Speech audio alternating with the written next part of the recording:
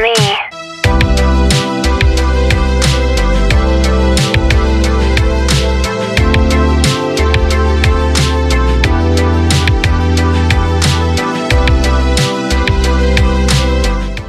We're working on this bubble skirt today with skirts underneath because I feel like bubble skirts are already really short and it's nice to have that safety underneath it.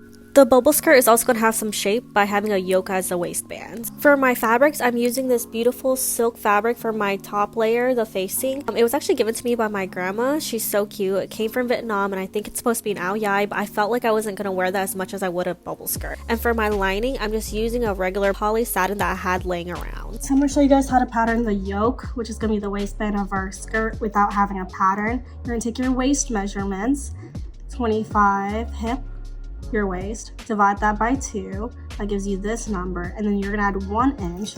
This is gonna be your seam allowance.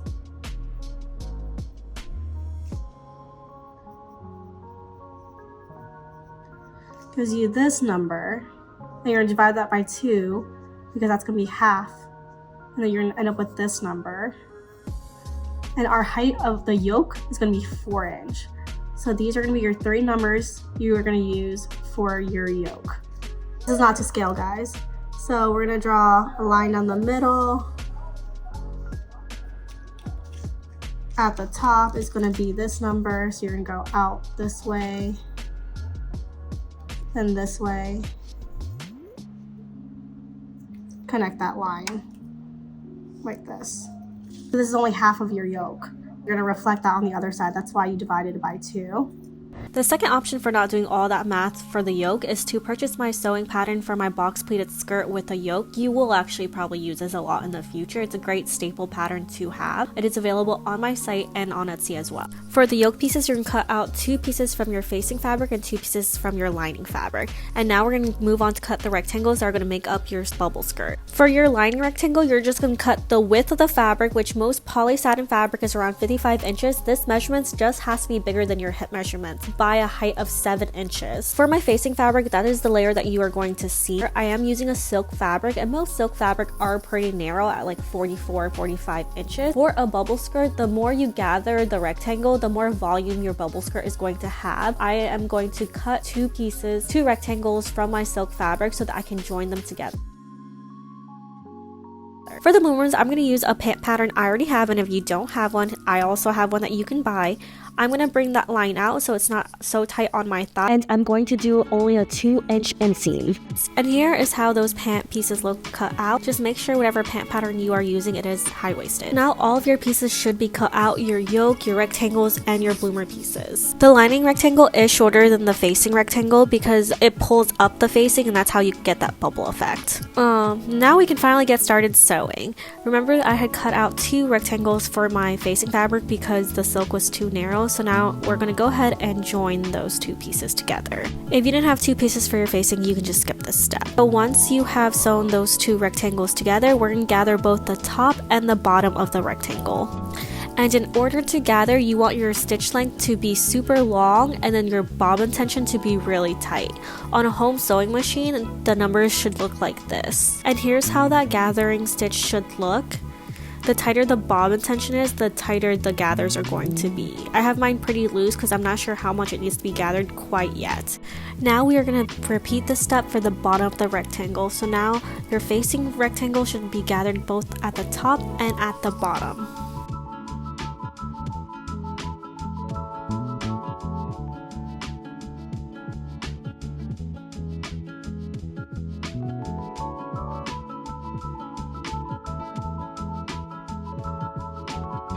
Repeat this for your lining rectangle.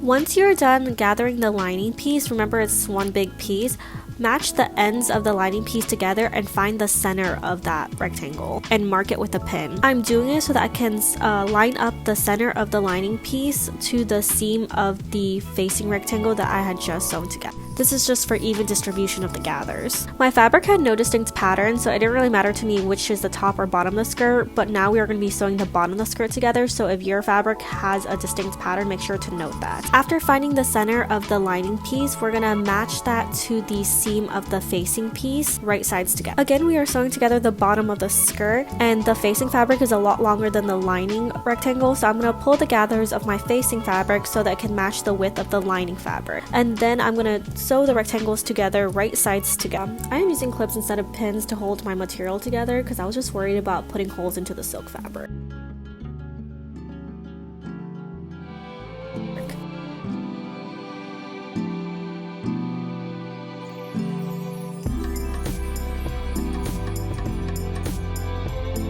After sewing the two rectangles together at the bottom, this is what it should look like.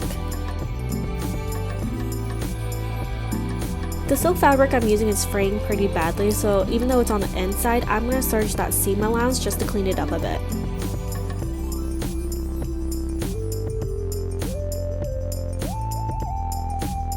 We are going to set the skirt layer aside for now and move on to our bloomers. For the bloomers, we're going to start by sewing our front and back crotch seam together with fabrics right side together, and then serge that raw seam allowance.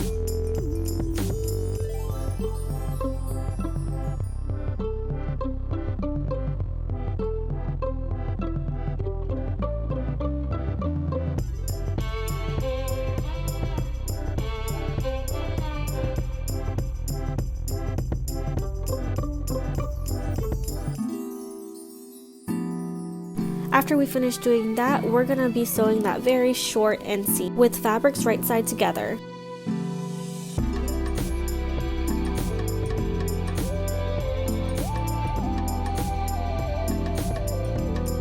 Then we're going to take your bloomers over to the ironing board and press out all those seams. This is where we should be at with the bloomers. Now we're going to be moving on to the yoke, and we're going to be joining the yoke together on one of the sides for both the facing and the lining. It doesn't really matter what side you do this on, just make it consistent. Like if you're going to sew together the left side of the yoke, make sure that it's mirrored on the lining. I'm going to have my zipper put into the left side, so I'm sewing everything together on the right side and leaving my left side open for a zipper.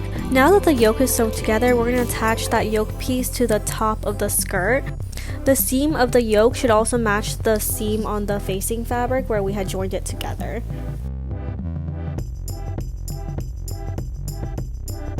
We are also going to have to gather the skirt to match the width of the yoke before sewing it together. We are only sewing the facing of the yoke to the facing of the skirt with right sides together.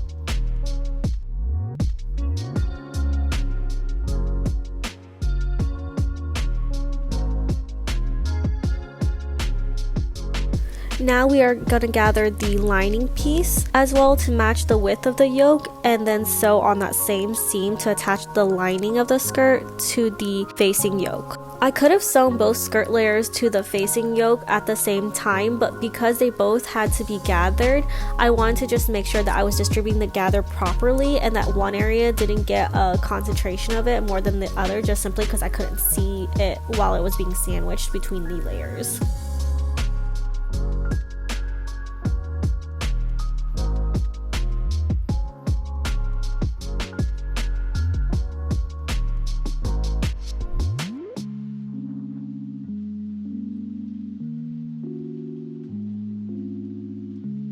At this point, the skirt layer should be fully attached to the facing yoke, and I also serged that raw seam allowance.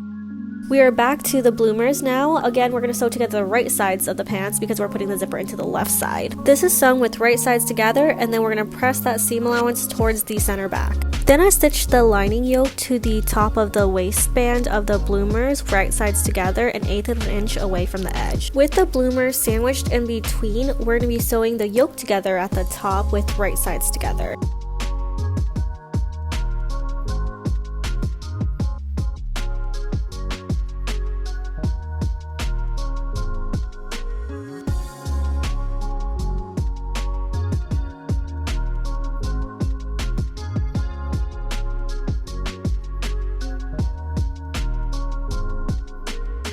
Then we are going to be opening that seam up. What should be facing you is the skirt layer and that bloomer layer. We're going to press that seam allowance towards the bloomers and top stitch that seam allowance down all along the waist.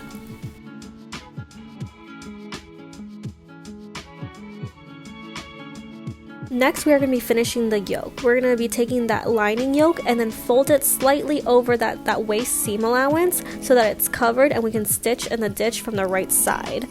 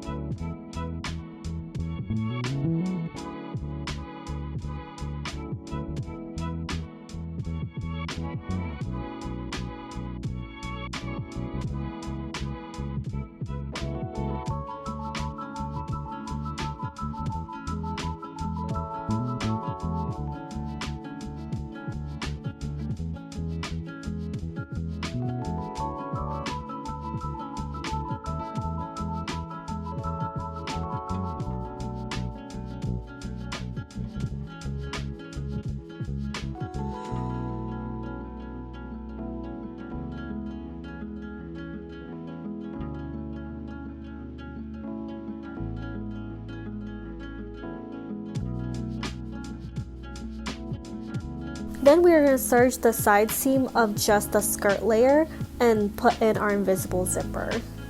We are going to be sandwiching our zipper in between the bloomers and the skirt layer just so that it stays hidden. And so we're going to start by sewing the zipper onto the skirt layer first.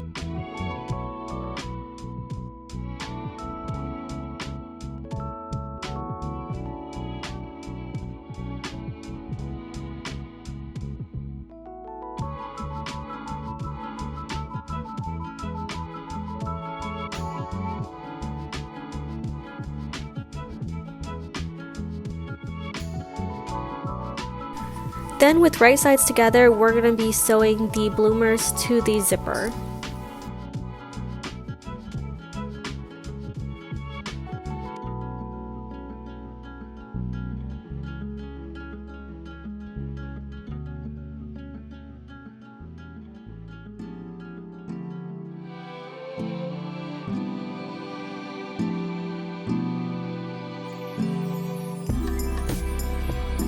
Snip the extra zipper as well as that corner to reduce the bulk before turning it inside out. And as you can see now, our zipper is like nicely sandwiched in between the skirt and the bloomer layer.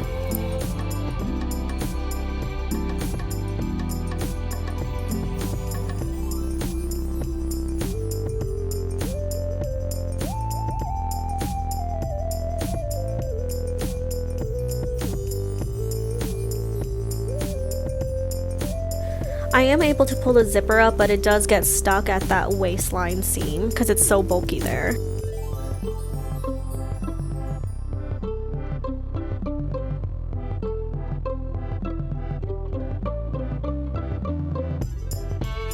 From the end of the zipper, we're going to be finishing that side seam exactly where the zipper ends. I like to snip in to help it fold in nicely, and I'm going to be sewing the bloomer side seam away from the zipper, while the skirt layer is going to be towards the zipper.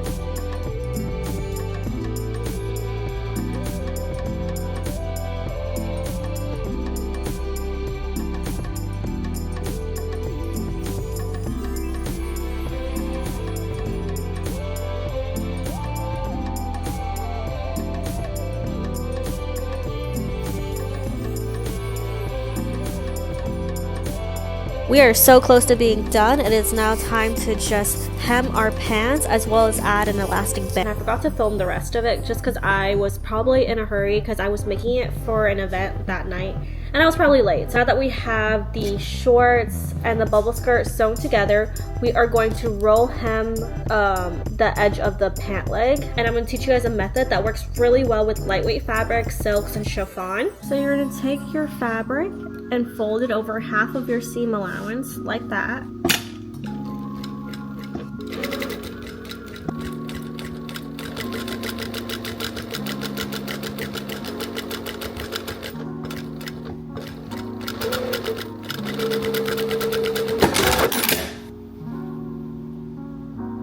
This works really well if you don't have a straight rolled hem and it's like curvy. I like to do this with circle skirts.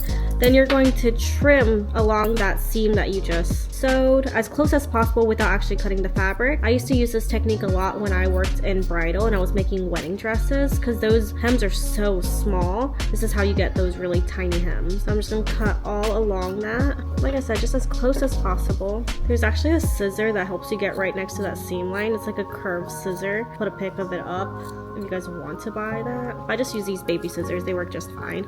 I feel like with sewing, you can end up buying so many things. There's always a tool to make your life easier. Do you actually need it? Probably not. Next step is to fold it over once again and try to stitch in the same line.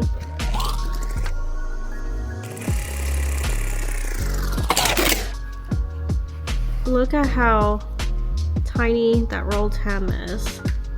So that's how you get, and so that's how you finish the edge of your bloomer. That's what this rolled hem is. Next, we're gonna attach bias tape around the leg. I did the bias tape half an inch away from the hem, all around.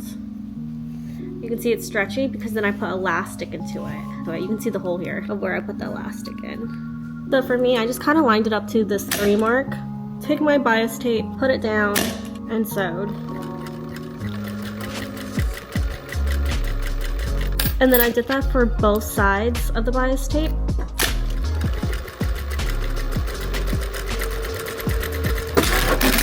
We're gonna pretend that this is the end of the bias tape, and here's the other end of the bias tape. I just took that bias tape and I folded it over.